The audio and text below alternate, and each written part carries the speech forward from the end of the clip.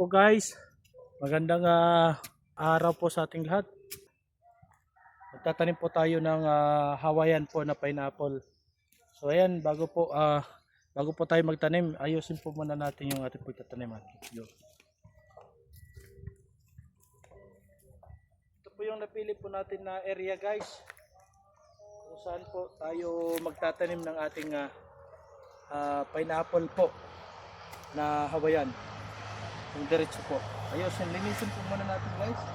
Siyempre, alisin po natin yung mga damo.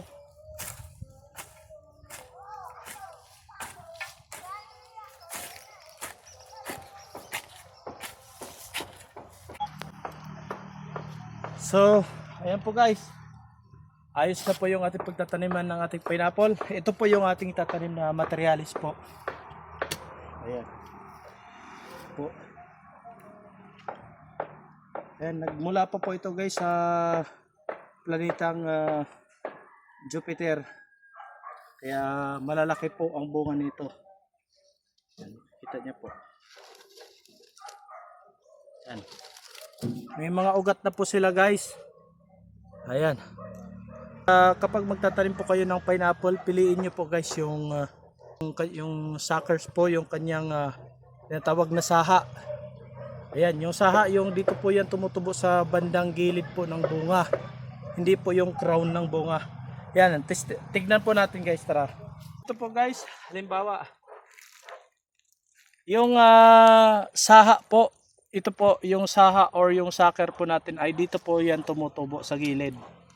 Dito po. Dito po yan lalabas. Kapag malapit na pong mahinog, nagsisilabasan na po yan dito. Kasi pag ito po ang tinanim natin yung crown, matagal po ito guys, matagal po yan. Kaya mas magandang itanim po para sa ating mga pinya dito po sa gilid. Kaya ito po yun ang kinuha natin guys, dito po yan tumutubo. Dito sa gilid, nakaganyan po. Ayan. Yun pang mas magandang materialis pang tanim po sa pinya. Ayan. So ito guys, native po ito kaya naghanap po si Kuyang Alex ng Hawaiian. Ito na po yun. Ito po yung malalaki po yung bunga. So ayan, tara, let's go. Isatanim na po natin pa. Siya nga pala guys, gagamit lang po tayo ng barita o sila kung tawagin sa amin. Ito po yung panguhukay po natin kasi maliit lang naman. Maliit lang po ang puno ng pinya. Gawin muna natin.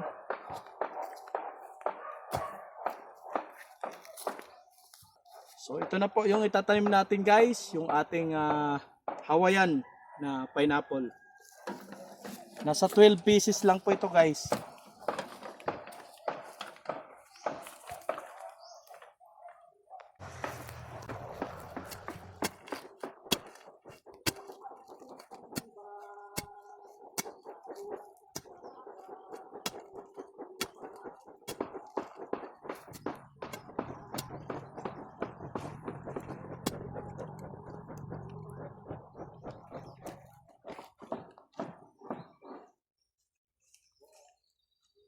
Guys, marami pa po tayong tatanim.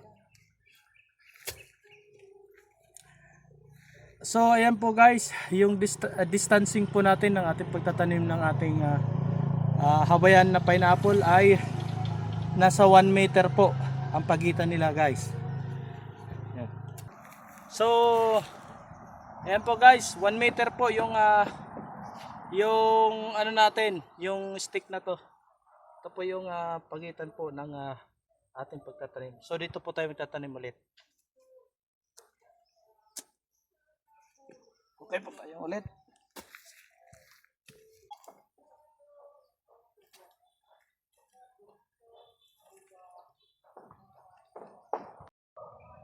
So ayan guys, tapos na po magtanim si Kuyang Alex ng ating Hawaiian pineapple. Ayan na po, makikita niyo po.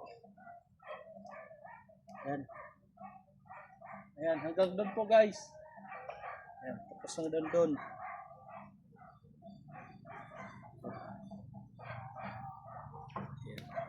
May mga malalaki na po tayo. Malalaki na po. So, ayan guys. Sana may natutunan na naman po kayo sa araw po na to. Ayan. May aantayin na naman po tayo after 1 year po guys. 1 year lang po yan, mamumunga na po yan. So, ayan.